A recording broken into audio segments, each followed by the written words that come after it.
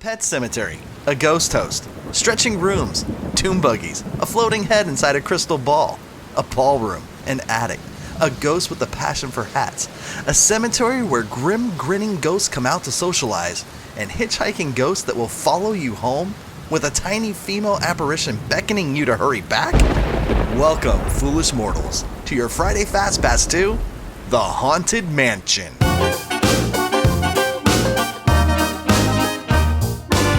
The Haunted Mansion debuted on August 12, 1969, and is possibly the most famous dark ride attraction ever built at Disneyland. This ride-through style attraction uses a range of technology, from centuries-old theatrical effects to modern special effects featuring audio animatronics, all from the comfort of your Omnimover transport vehicle known affectionately as a doom buggy. The Haunted Mansion was in the planning stages for many years before the attraction finally opened. As early as 1951, Disney legend Harper Goff developed a black and white sketch of a rundown manor perched high on a hill that towered over Main Street. Walt Disney assigned Imagineer Ken Anderson to create a story using Goff's idea. Plans were made to build a New Orleans-themed land in a small transition area between Frontierland and Adventureland. Anderson studied old plantations, New Orleans, and came up with a drawing of a dilapidated antebellum-style manor. But Walt, being Walt, rejected the idea of having a run-down building in his pristine park. Walt took a trip up north to San Jose to tour the Winchester Mystery House and loved its beautiful grounds and exterior as well as the weirdness found inside. Walt famously said, "We will take care of the outside and let the ghosts take care of the inside." After almost 2 decades later, the Haunted Mansion finally opened at Disneyland in 1969. The Haunted Mansion was announced to the public as early as 1961, with a projected opening in 1963. Construction began a year later, but only the exterior was completed by 1963. The attraction was previewed in a 1965 episode of Walt Disney's Wonderful World of Color, but the attraction itself did not open until 1969. The major delays due to Walt's involvement in the 1964 World's Fair, as well as Walt's passing in 1966. In the time between the World's Fair and Walt's passing, Ken Anderson had left the project, but many Imagineers such as Rolly Crump, Yale Gracie, Mark Davis, Xavier Atencio, and Claude Coates contributed ideas to the project. Crump showed Walt some of the designs for his version, which included bizarre objects like coffin clocks, candlemen, talking chairs, man-eating plants, gypsy wagons, and a mirror with a face. In this vein, Walt even started calling the walkthrough attraction the Museum of the Weird. But after Walt's death in 1966, the project changed. A lot. 2 major pieces that changed: the Museum of the Weird idea was completely abandoned, and the Imagineers saw many potential hazards as a walkthrough style attraction. This was solved by the creation of the Omnimover system, which was originally built for adventure through inner space, but that conveyance was modified and then aptly named the Doom Buggy. But that wasn't all that evolved. Mark Davis and Claude Coates disagreed on whether the ride should be scary or fun. Coates wanted a scary adventure and produced images of gloomy surroundings like endless hallways, corridors of doors, and numerous characterless environments. Mark, an animator and character designer himself, proposed that the ride should be silly and full of gags. In the end, both artists got their way when X Atencio combined their ideas, creating a transition from dark and foreboding to a jovial, spirited attraction by incorporating a storytelling narrator, the ghost host.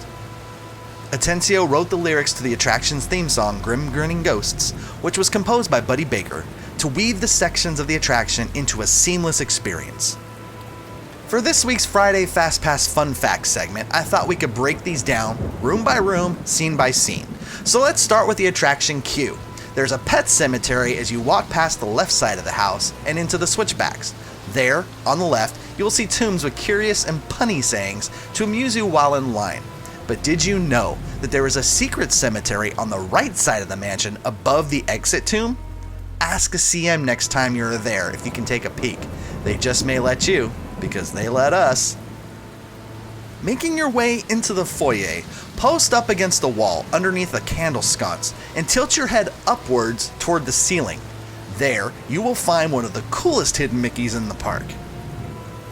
One of our favorite fun facts is how Imagineers used the stretching room as a storytelling vessel, all while lowering us below ground and distracting us with changing portraits and concave busts that appear to follow you, all while funneling us towards the loading area for our doom buggies. Onward into the rooms of the Haunted Mansion, we will see the endless corridor, the hallway of doorways, and the infamous grandfather clock. Most will notice that the clock is always striking 13, but this fun fact requires you to look closely and see that the face is actually being eaten by a demon whose tail is the pendulum swinging below.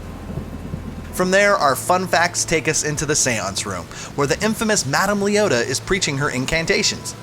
Madame Leota's likeness is actually Imagineer Leota Toombs, mother to current Imagineer Kim Irvine. Madame Leota's voice, however, is that of Eleanor Audley, who voiced Cinderella's wicked stepmother, as well as the voice of Maleficent in Sleeping Beauty. Our fun facts continue on through the ballroom scene, where the illusion known as Pepper's ghost reigns supreme, and almost everyone knows about the hidden Mickey on the table. But two lesser known fun facts about the ballroom scene: there's a spider positioned on the partition of glass between the doom buggies and the actual ballroom, almost at the end of the scene. Why? It covers a BB hole, a crack left from a guest trying to get in on that gunfight duel up in the left corner. And that second fun fact, that pipe organ, you know, the ghost playing the pipe organ with the skeletons coming out of the pipes. Yeah, it was originally used in Disney's 20,000 Leagues Under the Sea from 1954. Continuing on, our fun fact tour takes us into the attic scene, which had a ton of changes through the years, but most recently the story of Constance Hatchaway, the Black Widow bride. Pay attention to those portraits of Constance and her husbands, as they tell the story of her beheading her current husband to ascend the social ladder towards her next victim. And a bonus fun fact here: as your doom buggy turns towards Constance herself, take a look at the back wall on the left, where there's a shadow pianist that's playing the wedding march, but playing it in a minor key instead of a major key, which makes it quite ominous and dark. On out to the back porch, just before falling backwards into the cemetery, we see Hattie, the Hatbox Ghost. This is an obvious fun fact, and was original to the attic scene back in 1969, but eventually went missing shortly thereafter. No one really knew what happened. But he reappeared as a brand new animatronic in 2015, whose head disappears and then reappears in the Hatbox he's holding. In the cemetery, you will find the famous singing busts, and one is broken. Everyone swears that that broken bust is Walt Disney himself, but it's not. The voice and likeness is that of Thurl Ravenscroft, who happened to be the narrator of the Disneyland Railroad at the time, but was also the voice of Kellogg's Frosted Flakes, Tony the Tiger. On into the catacombs of the cemetery, we find our hitchhiking ghosts fun fact. Did you know that they actually have names? Gus the prisoner, Ezra the skeleton, that looks an awful lot like Hattie, and Phineas the traveler with his luggage.